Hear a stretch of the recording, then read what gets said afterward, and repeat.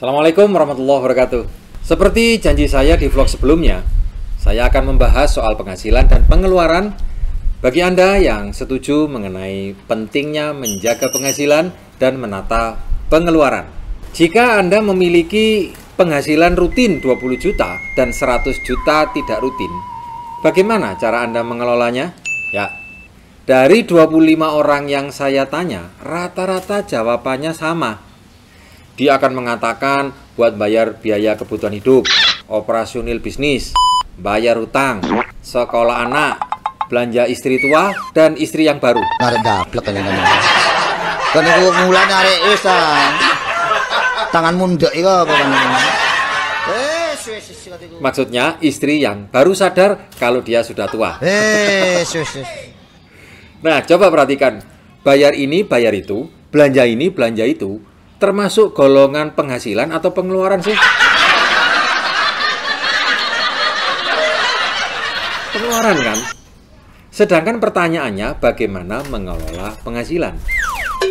Ini artinya bagaimana Anda mengelola pengeluaran bukan mengelola penghasilan. Karena faktanya penghasilan tidak bisa dikelola. Hanya ada dua problem keuangan, yaitu kelebihan atau kekurangan uang.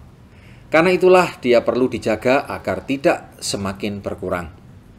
Pernahkah Anda melihat orang yang memiliki impian dan hasrat yang besar, menyala-nyala, pengen punya ini, pengen punya itu, ingin menunjukkan dia kelak akan punya ini dan punya itu? Faktanya dia tetap saja selalu kekurangan uang. Kakak labemu iki mang. Untuk mencapai impiannya. Dan itu juga terjadi bertahun-tahun hingga usia dia sudah cukup senja. Meski penghasilannya sudah diperbesar dan impiannya tidak dirubah, tetap saja kekurangan uang. Kok bisa begitu ya? Yang lainnya, dia terpaksa realistis untuk mengecilkan impiannya dengan hidup tidak neko-neko. Tetap saja kekurangan. Coba Anda perhatikan di sekeliling Anda. Orang yang memiliki profesi dan pekerjaan dan mengatakan kepada Anda agar hidup itu tidak usah neko-neko, apakah uangnya sudah berlebih? Tidak mau ini. Atau justru tetap saja ada kekurangan? Itulah sebabnya saya jadi penasaran. Karena saya pernah mengalami. Teman-teman bisnis saya pun juga sama. Pernah mengalami. Bahkan ada yang tidak pernah keluar dari masalah itu. Apa sih rahasianya agar hidup kita tidak lagi memikirkan uang, tetapi memikirkan impian dan mengisi waktu hidup kita dengan sesuatu yang bernilai dan berharga? Tidak melulu cari uang aja. Kau ini cari siapa? Kunci pertama adalah pola pikir dan keterampilan. Orang yang sering meremehkan keterampilan mengelola uang, padahal tanpa surplus uang, itu akan berakibat tidak bisa membuat rencana keuangan pada sektor lainnya kan. Kedua, tidak cukup hanya terampil untuk mendapatkan uang saja. Karena bukan seberapa banyak uang yang akan kita peroleh sebagai solusinya, tetapi berapa banyak yang bisa kita simpan dan yang bisa Anda kembangkan. Yang ketiga, sebenarnya keterampilan merencanakan keuangan itu adalah sesuatu hal yang mudah dan menyenangkan. Karena itulah money management akan menjadi pintu pembuka untuk melakukan perencanaan keuangan yang komprehensif. Anda perlu belajar tentang money management. Di komunitas kita, New Univision, Anda akan mendapatkan pengetahuan itu, bukan hanya pengetahuan, tetapi Anda pun juga memiliki penghasilan. Baiklah, kita bahas mengenai penghasilan dulu. Penghasilan itu, kata motivator keuangan ternama dibagi pada 3 macam. Pengeluaran pun dibagi pada 3 macam. Pertama, active income. Dia Anda terima karena Anda bekerja. Seperti bekerja sebagai karyawan, sebagai dokter, atau memiliki usaha yang belum memiliki sistem sehingga harus Anda yang banyak terlibat. Yang kedua, passive income. Dia tetap datang meski Anda tidak sedang bekerja atau sedang tiduran. Bahasa kerennya rebahan. Seperti punya properti yang disewakan, sarang burung walet, punya usaha franchise, atau membangun sistem bisnis di asuransi. Passive income ini sangat penting, tetapi banyak orang yang tidak punya goals di dalam merancang dan membangunnya sampai jadi. Ini yang menyebabkan seseorang harus tetap bekerja dan mengandalkan active income-nya. Dan saat stop kerja, hidupnya menjadi semakin susah. Ketiga, portofolio income. Dia tetap Anda terima dan terus meningkat fluktuatif meski Anda sedang rebahan saja. Seperti membeli rumah yang harganya terus naik, punya saham atau rekening reksadana, obligasi, dan lain-lain. Bagaimana dengan pengeluaran? Ada dua macam pengeluaran, yang satu produktif, yang lainnya konsumtif. Ada pula yang nampak produktif padahal konsumtif, dan ada pula yang nampak konsumtif padahal dia sangat produktif. Ada 3 pengeluaran konsumtif tetapi produktif. Misalnya, pengeluaran untuk belajar, pengeluaran untuk bergaul dengan orang kaya, pengeluaran untuk amal agar harga menjadi semakin bertambah. Pengeluaran untuk amal. Ya apa kon milih kanca daduane koyo ngene. Kanca delok sing woto, sing pokro. Wong kanca gak ngalor gak ngidul. Wong kanca pesok kabeh. Pengeluaran untuk amal agar rezeki Anda semakin bertambah. Kalau yang ini pengeluaran konsumtif. Pertama, dipakai yang langsung habis. Beli barang mahal yang buat penghasilan kita langsung habis.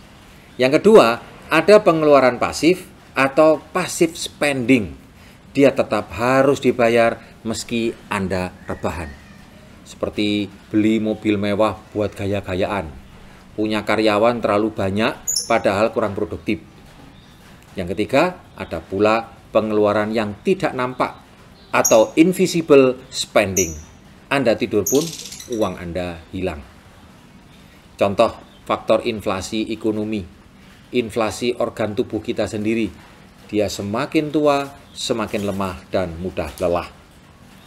Kesalahan umum orang Indonesia di dalam mengelola uang adalah belum punya income, sudah mengeluarkan uang. Wah repot ambek buta terong. Banyak orang yang masih miskin dan dia tetap miskin atau kekurangan karena baru punya active income, sudah terlalu banyak gaya. Dalam bahasa candaannya, beliau mengatakan, menurut hukum fisika, gaya berbanding lurus dengan tekanan. Kalau hidup Anda banyak tekanan, berarti Anda kebanyakan gaya. Kesalahan kedua adalah dia memamerkan harta dan barang mewah untuk memberikan kesan kepada orang yang tidak Anda kenal. Berusaha memberikan kesan kepada orang yang membenci Anda, agar Anda dianggap hebat dan kaya. Topik ini lagi ramai dibahas, namanya flexing. Karena menggunakan benda-benda yang dimiliki oleh orang kaya agar disebut kaya. Padahal orang yang benar-benar kaya tidak ingin diketahui jika dia kaya, karena dapat merugikan dirinya sendiri. Selain alasan tidak aman, dia akan kehilangan waktunya untuk menjadi dirinya sendiri bersama keluarganya. Jalan-jalan di mall sama istrinya dikintili, dikuntiti, dibuntuti para fans. Lagi enak-enak makan, mulut lagi penuh dengan makanan, didatangi orang, minta foto bareng. Parah nggak sih? Sedangkan yang pura-pura kaya ingin diakui sebagai orang kaya, ingin dipanggil sebagai crazy rich. Bertingkah lagaknya orang gila. Bertingkah norak demi sensasi. Mengeluarkan uang yang tidak perlu agar dapat pujian yang kosong dari penghikmatan. Mulai terkenal sedikit saja, sombongnya, naudzubillah. Mari kita menjadi manusia yang merdeka, terbebas dari belenggu penilaian orang lain, terbebas dari rasa cemas di masa keemasan, terbebas dari kecemasan yang berlebihan, dan terbebas dari belenggu kebodohan yang menyengsarakan masa depan anak-anak dan pasangan kita kelak. Karena hanya orang yang memiliki rencana besar dan bertekad mewujudkan rencana besar itu menjadi kenyataan, dan atas tindakannya itu dapat memberikan manfaat secara luas kepada banyak orang, dia berhak mendapatkan rasa hormat dari hati sanubari yang paling dalam. Kekayaan adalah salah satu sarana yang paling efektif di zaman ini untuk bisa mengukir jalan menuju kemuliaan di dunia dan di akhirat, asal kita tahu cara menjaga dan mengelolanya. Semoga bermanfaat. Jangan lupa klik subscribe, karena belajar dari saya, Anda tidak perlu bayar selama Anda aktif di channel ini. Tetap jaga protokol kesehatan, karena kabarnya Omikron lagi merangkak naik.